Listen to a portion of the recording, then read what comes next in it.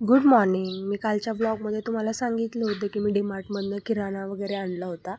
तर तोच मी डब्यामध्ये भरून ठेवायचा होता. त्यासाठी मी मांडणी रिकामी करत होते, कारण मला डबे घासायचे होते, कारण खूप घाण झाले होते.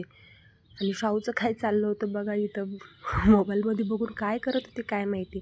त्यानंतर सगळे डबे मी किचनवर काढून ठेवले आणि पहिली मांडणी घासून घेतली, कारण मांडणी पण खूप घाण झाली होती. आणि जिथं मांडणी होती ती जागा पण मी स्वच्छ पुसून घेतली.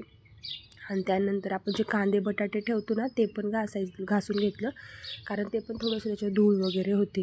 आणि आई मला बाहेर पाणी काढून दिलं आईंनी, म्हणून मी ते बाहेर घासलं. नाही तर मी किचनमध्ये ह्याच्यावरतीच घासणार होते, बाथरूममध्ये.